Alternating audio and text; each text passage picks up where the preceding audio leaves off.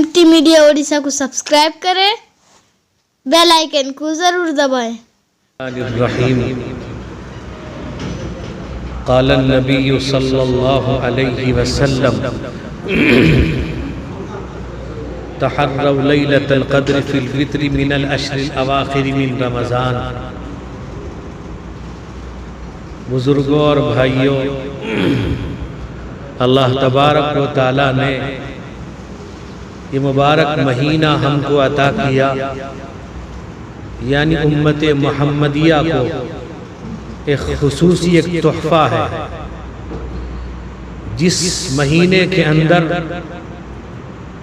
اگر کوئی آدمی کوئی نیک کام کرتا ہے اس کا ثواب بڑھا دیا جاتا ہے، نفل پڑھتا ہے تو فرض کے برابر اس کا درجہ دیا جاتا ہے، فرض پڑھتا ہے تو 70 فرض کے برابر اس کا ثواب لکھ دیا جاتا ہے۔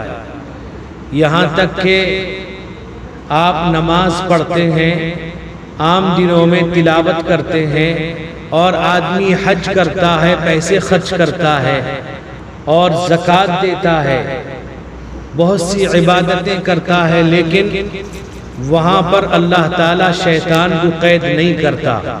حج میں اتنا پیسہ خرچ کر کے آدمی جاتا ہے تو وہاں بھی شیطان کہیں نہ کہیں ورغلانے میں لگا رہتا ہے۔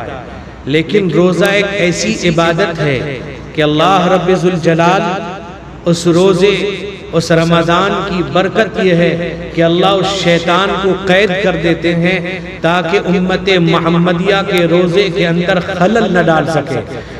میرے بزرگوں اور بھائیوں، یہ ایک تحفہ ہمارے لیے ہے، یعنی ہمارے گناہوں کی معافی کے لیے اللہ نے اس مہینے کو مقرر کیا۔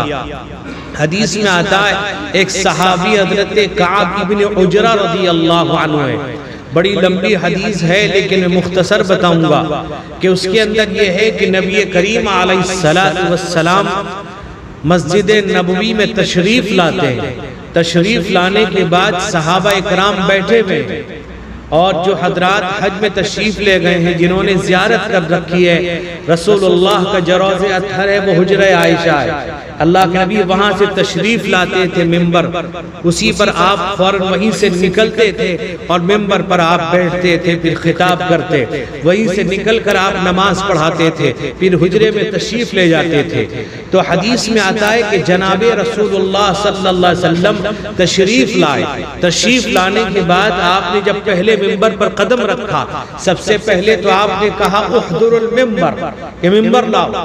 تو صحابی کہتے ہیں فحضرنا، ہم نے ممبر کو پیش کر دیا تو رسول کریم علیہ السلام فلما ارتقى درجة، جب آپ نے پہلے درجے پہ قدم رکھا تو آمین کہا۔ فلما ارتقى الدرجة الثانية، جب دوسرے پہ قدم رکھا تو آمین کہا۔ پھر آپ نے تیسرے پر قدم رکھا، فلما ارتقى الدرجة الثالثة قال آمین، آمین کہا۔ صحابی کہتے ہیں رسول اللہ جب اتر گئے اور اترنے کے بعد صحابہ نے سوال کیا کہ یا رسول اللہ سمعنا منک اليوم شیئا ما كنا نسمعه، اے اللہ کے رسول، ہم نے آپ سے آج ایک ایسی بات سنی، اس سے پہلے کبھی ایسا آپ نے نہیں کیا۔ یعنی آپ چڑھے آمین کہتے کہ کوئی بات نہیں، پتہ نہیں کیا وجہ ہے۔ اللہ کے نبی کہتے ہیں میرے صحابہ سن لو کہ جب میں آیا آنے کے بعد جب پہلے درجے پر قدم رکھا تو جبرائیل علیہ السلام نے 3 بد دعائیں کی ہیں۔ سب سے پہلی بد دعا جبریل کی یہ ہے، فرماتے ہیں انہوں نے کہا، جبریل نے کہا کہ بعد من ادرک رمضان فلم یغفر لہ، کہا کہ جو رمضان کا بابرکت مہینہ پائے اور اپنی بخشش نہ کرا سکے، یعنی مبارک مہینے کے اندر روزہ رکھ کر تلاوت کر کے اپنے رب کو راضی کر کے معافی مانگ کر اگر اپنے گناہوں کو بخشوا نہیں سکا تو وہ اللہ کی رحمت سے دور ہو جائے۔ اللہ کے نبی نے کہا آمین۔ بتائیے جبریل نے بد دعا کی ہو اور آمین رسول اللہ نے کیا ہو، اس دعا کی قبولیت میں کوئی شک و شبہ نہیں ہے۔ اور فرماتے ہیں کہا کہ جب میں نے دوسرے پر قدم رکھا تو جبرائیل نے کہا بعد من ذکرت عندک ولم یصلی علی، اے اللہ کے نبی وہ اللہ کی رحمت سے دور ہو جائے کہ جس کے سامنے آپ کا نام لیا جائے، آپ صلی اللہ علیہ وسلم کا تذکرہ کیا جائے، وہ آپ پر درود نہ پڑھے۔ تو میں نے کہا، اللہ کے نبی کہتے میں نے کہا آمین، یعنی حضور پاک کا نام لیا جائے درود نہ پڑھے۔ حدیث میں آتا ہے ایک صحابی ہیں رضی اللہ عنہ، ان کا بدن کھلا ہوا ہے، بدن کے اوپر حصے پر کپڑا نہیں ہے، پسینے سے شراب ہو رہے ہیں، وہ تشریف لائے، حضور تشریف فرمائے، آپ کے داہنی طرف صدیق اکبر بیٹھے ہوئے ہیں، اور آپ نے جب آئے تو کہا قریب آؤ، وہ قریب آئے، کہا اور قریب آؤ، جب قریب آگئے آپ نے حضرت صدیق اکبر سے کہا کہ ذرا سے جگہ دو انہیں بیٹھنے کے لیے۔ جب یہ داہنی طرف بیٹھ گئے، صحابہ کو بڑا تعجب ہوا کہ وہ ابو بکر کہ جس کے بارے میں نبی کا اعلان یہ ہے کہ اللہ میں ساری دنیا کا احسان چکا کے جاتا ہوں، لیکن ابو بکر کا احسان حشر میں ادا کروں گا۔ اتنا بڑا احسان ابو بکر کا ہے، لیکن آپ نے ابو بکر کی جگہ ان کو بٹھا دیا، اور صحابہ تعجب خیز نگاہ سے دیکھتے ہیں۔ میرے دوست ہم آپ ہوتے لگتا ہے کہتے بھی ولی صاحب کو کوئی موٹا رقم دے دیا اس لیے بٹھایا اپنے پاس۔ اب فرماتے ہیں اللہ کے نبی نے صحابہ کے چہرے کو بھانپ لیا، آپ نے فرمایا حل انتم تعجبون بہذا، فرماتے اے صحابہ کیا تم اس بات سے تعجب کرتے ہو میں نے بٹھا دیا ہے؟ فرماتے وما اجلستہ ولکن اللہ امرنی بہذا، میں نے نہیں بٹھایا، میرے اللہ نے حکم دیا یہاں بٹھانے۔ کیوں؟ اس لیے کہ صبح و شام مجھ پر ایک درود پڑھتے ہیں جس درود کی بنیاد پر اللہ ان سے اتنا راضی ہو گیا ہے۔ فرماتے اللہ نے کہا دنیا میں بھی تیرے ساتھ ہوگا، آخرت میں میرے ساتھ رہے گا۔ کیا درود ہے؟ آپ بھی پڑھیے، اللہم صلی علی محمد کما تحب و ترضى له، اللہم صلی علی محمد کما تحب و ترضى له۔ تو دوستو فرماتے جبرائیل نے جب بددعا دی حضور نے کہا میں نے کہا آمین، اور کیا فرمایا؟ فرماتے بعد من ادرک والدیہ او احداہما الکبر، کہتے ہیں جس نے اپنے ماں باپ میں سے دونوں کو یا کسی ایک کو بڑھاپے کے عمر میں پایا، فرماتے ہیں فلم یدخلہ الجنہ، فرماتے ہیں وہ اپنے ماں باپ کو راضی نہیں کر سکا، ماں باپ سے معافی مانگ سکا نہیں، یعنی ماں باپ کو خوش نہیں کر سکا، ان کے دل کو نہیں جیت پایا، ان کو راضی نہیں کر سکا، اللہ کے نبی کہتے ہیں آمین، رحمت سے اللہ کے دور ہو جائے۔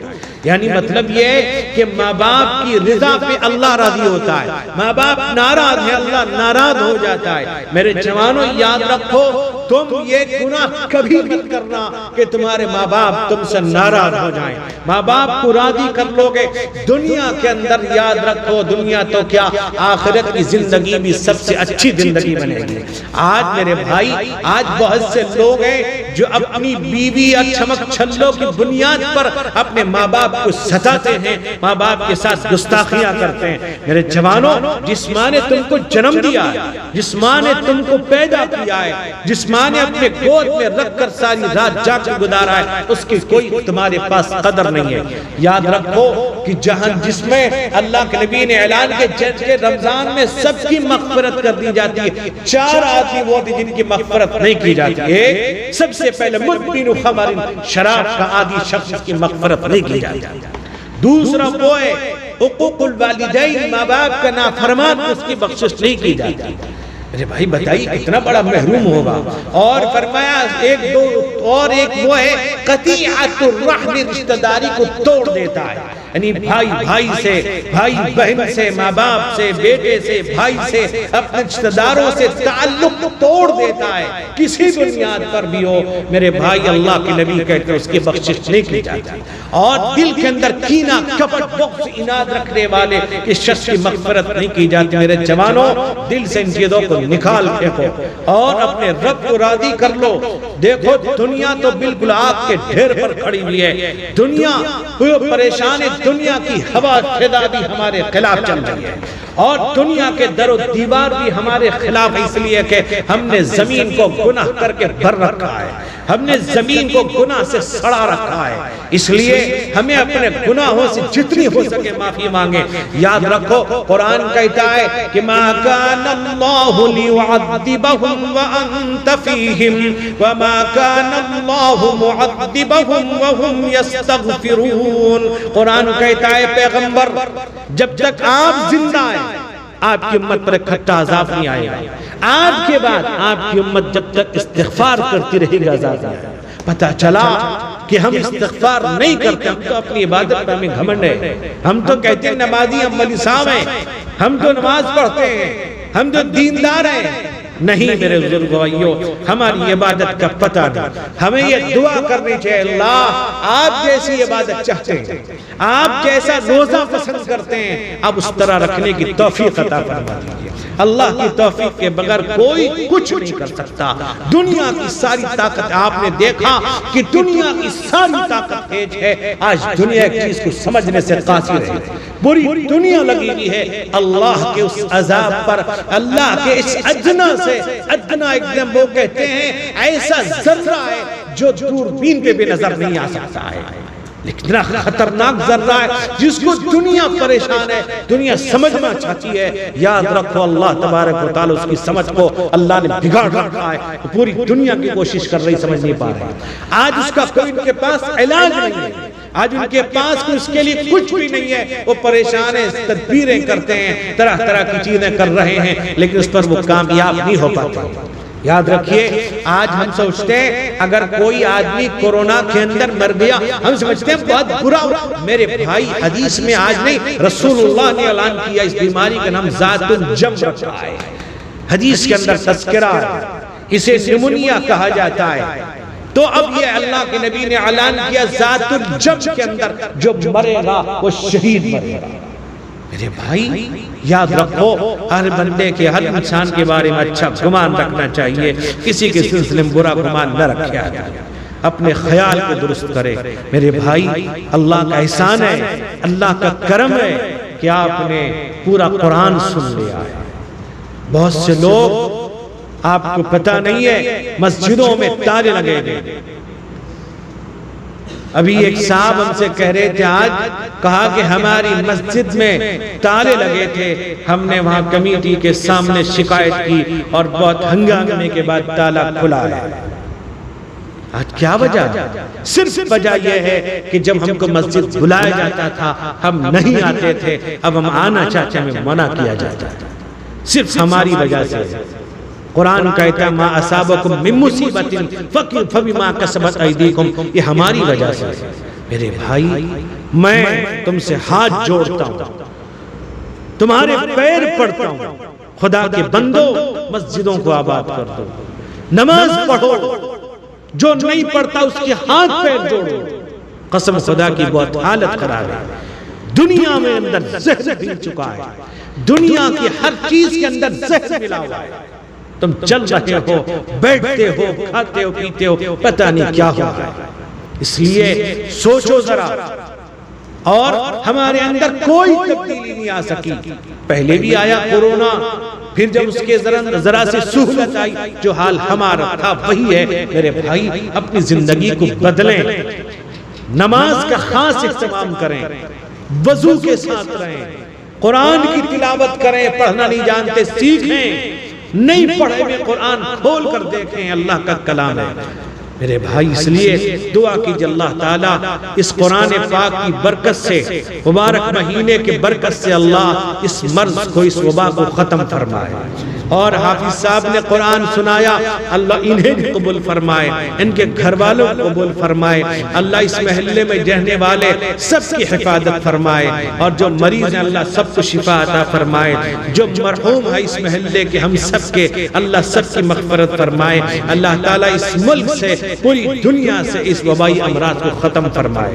ہم دعا کریں اور اللہ سے خوب رو کر مانگیں۔ ایک بندہ معصوم بچہ رو رو کر اپنے باپ کو ماں کو منا لیتا ہے، ہم تو گناہگار بن گئے، ہم اپنے رب کو منائیں، ہم اپنے رب کو راضی کریں، اپنے رب کو پکاریں، اس کے سامنے سجدہ ریز و توبہ کریں۔ اللہ سے دعا کیجئے اللہ تعالی ہماری دعا کو قبول فرمائے۔